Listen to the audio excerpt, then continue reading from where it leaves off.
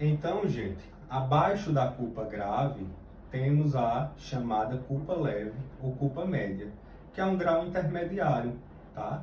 Aqui havia a previsibilidade, qualquer homem médio, qualquer pessoa natural tinha condições de prever aquele dano decorrente dessa conduta.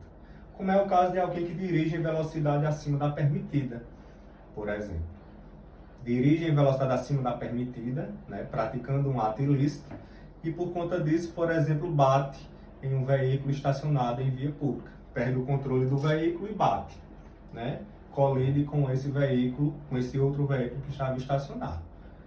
É uma situação previsível quando você está dirigindo acima da velocidade? É. Qualquer pessoa poderia prever essa situação, tá certo? Mas, diferentemente da culpa grave, a gente não pode acusar aquela pessoa de que houve dolo, né? A gente não pode acreditar de que aquela pessoa agiu dolosamente, né? Não havia a gravidade exigida na culpa grave, tá certo? E por fim temos uma culpa levíssima, que é o menor grau de culpa, né? É o último grau de culpa, no qual o resultado poderia ser evitado mediante o emprego de cautelas extraordinárias ou de especial habilidade. Então aqui, gente, na culpa levíssima, a pessoa só poderia ter evitado aquele resultado se ele tivesse disposto de cautelas extraordinárias, né, de uma especial habilidade. A culpa é levíssima. E aí surge até a pergunta, né? Será que quando a culpa for levíssima, haverá o dever de indenizar? Haverá o dever de reparar? O agente responde quando praticar determinada conduta com culpa levíssima? E aí é lógico que a resposta é positiva, tá? A vítima, lembrem sempre, não pode ficar sem ter seu dano reparado. Se o agente agiu com dolo ou com culpa grave, não tem nem o que discutir. Esse dano tem que ser reparado em sua integralidade. O que é que vai acontecer com a culpa leve ou a culpa levíssima? Esses graus de culpa, eles poderão fazer com que a indenização aplicada pelo juiz, né, com base na equidade, seja reduzida para se adequar a esses graus de culpa menor, certo? Então, o artigo 944 do Código Civil, e até coloquei cuidado aí para vocês prestarem bem atenção, que a gente já estudou, né? O parágrafo único vai dizer que se houver excessiva desproporção entre a gravidade da culpa e o dano, poderá o juiz reduzir equitativamente a indenização. E aí o que é que acontece? Como eu falei para vocês, né? Quando houver culpa grave, essa redução equitativa da indenização para se adequar ao grau de culpa não se aplica, porque a culpa grave ela se equipara ao dolo. Quando há culpa grave, não se pode imaginar uma situação capaz de reduzir essa indenização, né? De modo que a vítima terá o direito de ter reparado o seu dano em sua integralidade. Diferentemente acontece com a culpa leve ou culpa média, né? Culpa leve ou média ou culpa levíssima. Nessas duas situações, nesses graus menores de culpa, o juiz poderá adequar a indenização aplicada a esses graus mais leves. Tá certo, gente? Então a vítima nem sempre terá o seu dano reparado em sua integralidade, porque a indenização pode ser reduzida para adequar esse valor à culpa leve ou média do agente ou à culpa levíssima do agente, certo? De modo a dar aí um equilíbrio a essa indenização. A indenização sendo aí compatível com o grau de culpa. Se for levíssima, essa redução será maior. Tá dando para entender? Se for culpa leve ou culpa média, haverá uma redução para se adequar a esse grau intermediário. Mas essa redução de indenização não pode acontecer quando houver culpa lata ou grave. E aí o artigo 945, de forma semelhante, vai dispor que se a vítima tiver concorrido culposamente para o evento danoso, sua indenização será fixada tendo-se em conta a gravidade de sua culpa em confronto com a do autor do dano. Então isso significa dizer que não só a culpa do agente causador do dano deve ser analisada na aplicação de indenização, Mas a culpa da vítima, se ela tiver concorrido para o prejuízo, também deve influenciar no valor dessa indenização. Então, se houve culpa exclusiva da vítima ou culpa concorrente da vítima, essa culpa da vítima vai influenciar na responsabilidade civil. Se o prejuízo foi causado exclusivamente por culpa da própria vítima, é lógico que o agente que praticou a conduta não terá o dever de indenizar. Então, imagine que eu estou dirigindo nas vias públicas, cautelosamente, né, no limite permitido de velocidade, e alguém, de repente, corre para frente do meu veículo, né, sem obedecer a sinalização, sem obedecer a faixa de pedestres. Essa pessoa corre para frente do meu veículo. Eu acabo colidindo e causando dano a essa pessoa. Embora eu tenha praticado uma conduta, o dano só ocorreu por culpa exclusiva daquela vítima. Se ela não tivesse agido daquela forma, o prejuízo não teria ocorrido. Então isso vai causar efeitos na responsabilidade civil. Assim como quando a vítima, quando houver culpa concorrente, quando houver culpa tanto do agente quanto da própria vítima. É lógico que a indenização a ser paga por esse agente será compatível com essa culpa também observada pela vítima. Tá certo, gente? Então, cuidado, que o artigo 944 e o 945, essa redução da indenização para se adequar ao grau de culpa, só vai se aplicar a culpa leve, também chamada de média, ou culpa levíssima. Ok? E aí, é interessante a gente também pensar em uma situação. Será que essa redução da indenização se aplica quando o dano for moral?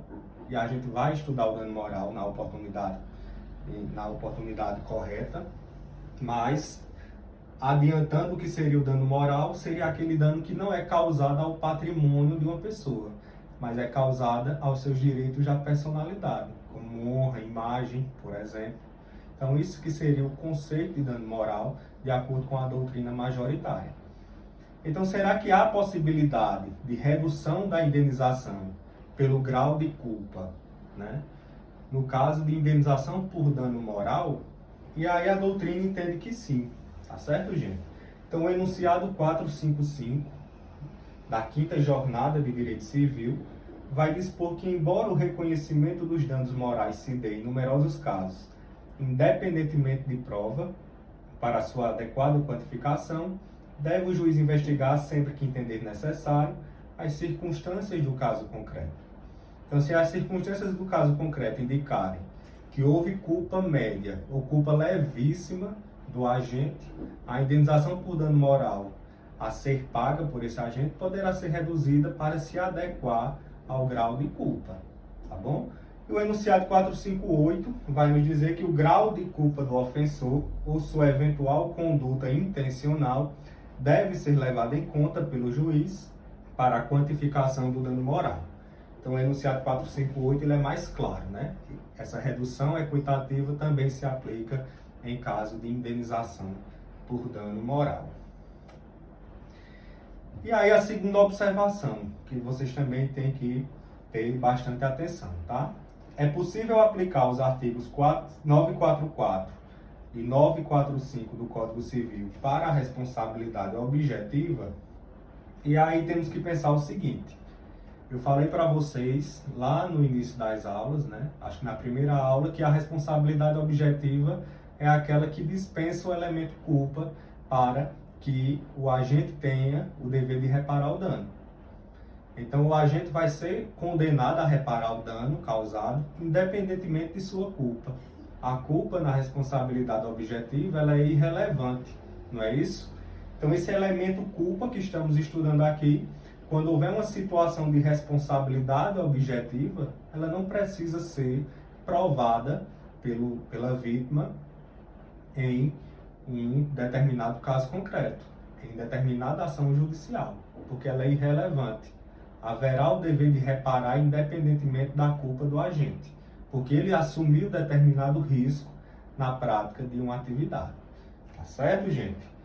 Então, já que a culpa é irrelevante na responsabilidade objetiva, ou seja, A vítima não precisa provar a culpa do agente causador do dano para que tenha o direito de ser indenizada. Essa culpa é irrelevante.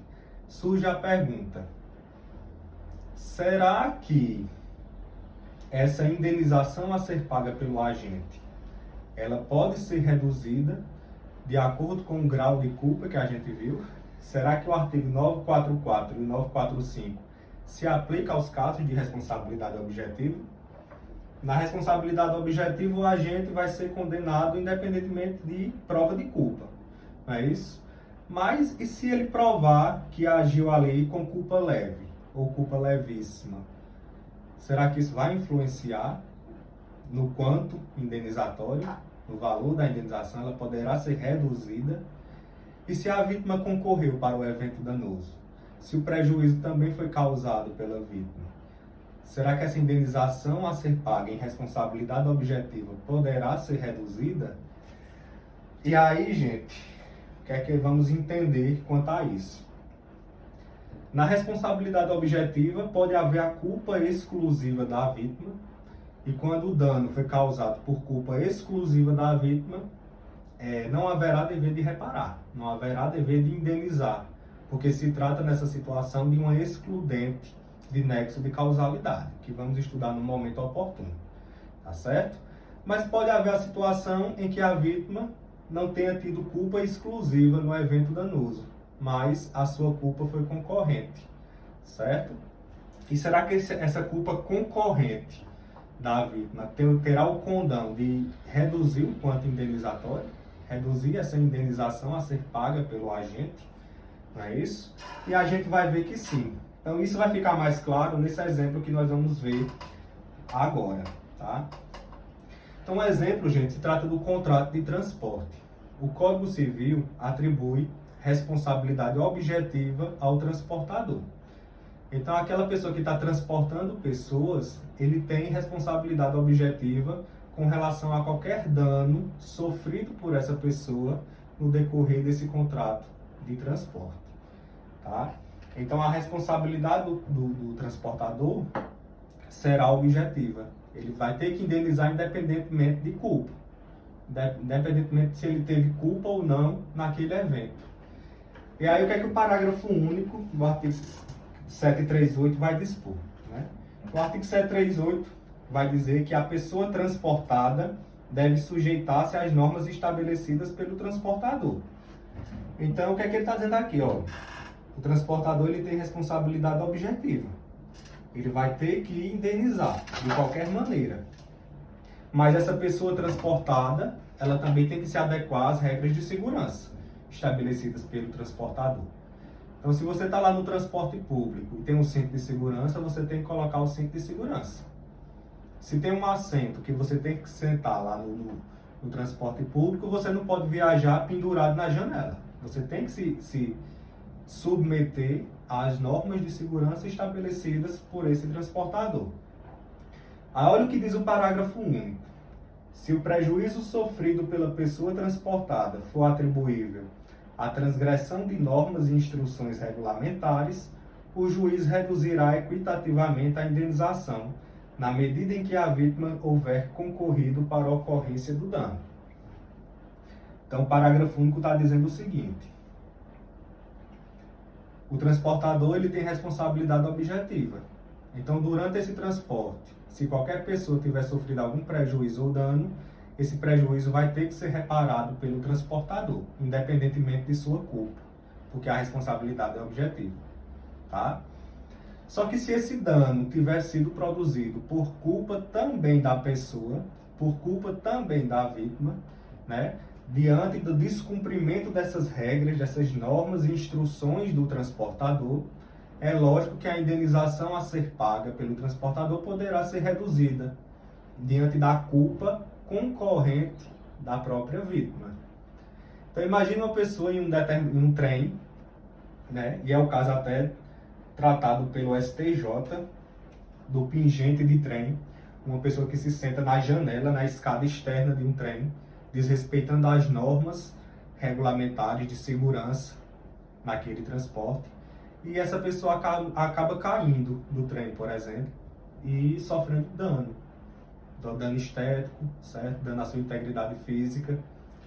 O transportador vai ser obrigado a indenizar? Vai, porque a responsabilidade é objetiva. Mas houve culpa também da vítima. Então essa culpa da vítima, ela vai influenciar o grau de indenização, né? O valor da indenização a ser paga por esse transportador. Ele já não terá o dever de indenizar o dano por inteiro, mas esse dano, essa indenização poderá ser reduzida para se adequar a essa culpa concorrente da própria vítima. Se a vítima não tivesse observado as regras de segurança cabíveis, talvez esse dano não tivesse ocorrido. Tá bom, gente? Então, cuidado que na responsabilidade objetiva, a culpa da vítima poderá influenciar o grau de indenização. Embora a indenização não dependa da comprovação da culpa do agente causador do dano. Tá bom? Espero que eu tenha sido claro nesse sentido. Mas se vocês tiverem dúvida, pode mandar lá através de uma mensagem, de um comentário, no nosso Google Sala de Aula, que eu respondo tranquilamente. Tá bom, gente? Quanto à origem, a culpa vai se classificar em culpa contratual e culpa extracontratual. E aí, isso vai se referir à própria classificação da responsabilidade civil que vimos na primeira aula. Então, culpa contratual, ela vai se referir ao descumprimento de alguma obrigação estabelecida em contrato. E a culpa extracontratual vai ser aquela relativa ao descumprimento de alguma obrigação legal, ou seja, ato ilícito ou abuso de direito. Tá bom? Então, quando tratamos de culpa contratual, há uma violação a um dever previsto em um contrato. O agente culposamente violou alguma obrigação, alguma prestação da qual se obrigou mediante contrato. Tá bom, gente? Essa violação pode ser de um dever previsto expressamente no contrato, como algum dever anexo, atrelado à boa-fé objetiva, como por exemplo o dever de informação, né? Muito típico nos contratos de consumo, o dever de informação por parte do fornecedor, além de algum produto ou serviço. Então, a violação de um dever anexo, né, atrelado à boa-fé objetiva em um contrato, como por exemplo o dever de informação, ele está atrelado a essa culpa contratual, certo? E a culpa extracontratual ou aquiliana, como sendo aquela decorrente de um ato ilícito ou de um abuso de direito. Aquela decorrente do descumprimento de uma obrigação não definida em contrato, mas agora definida na própria lei. Como, por exemplo, dirigir acima do limite legal de velocidade, né? É um ato ilícito praticado aí, violando a uma regra legal, uma obrigação legal. É uma culpa que a doutrina trata como culpa contra a própria legalidade. Atenção para essa terceira classificação, culpa à atuação do agente, ou quanto à atuação do agente, melhor dizendo. A culpa pode ser incomitendo ou omitendo. E isso vai se atrelar à própria forma de exteriorização da conduta. Se a conduta se exteriorizar mediante a ação e for culposa, essa culpa será incomitendo, como por exemplo a imprudência, né? Vimos que a imprudência é uma falta de atenção mais uma ação. Então essa culpa é uma culpa incomitendo. Ela decorre de uma ação, de uma comissão. E a culpa será omitendo quando ela decorrer de uma omissão, que ocorre tipicamente na negligência. Que negligência nada mais é do que uma falta de cuidado atrelada a uma omissão. Né? Lembre-se aí do médico que deveria ter adotado um procedimento de higienização e naquela situação ele é omisso. Ele não realiza o procedimento devido. Ele teve essa falta de cuidado que acabou gerando ali a morte do paciente. Então ele agiu aí com culpa omitendo, decorrente de uma omissão. Tá? Então aqui não tem muito o que discutir. Quanto à sua presunção, e aqui é que eu chamo a atenção de vocês. Essa classificação, ela se refere a casos determinados, né, denominados de culpa presumida, que vamos ver daqui a pouco o que significa essa culpa presumida.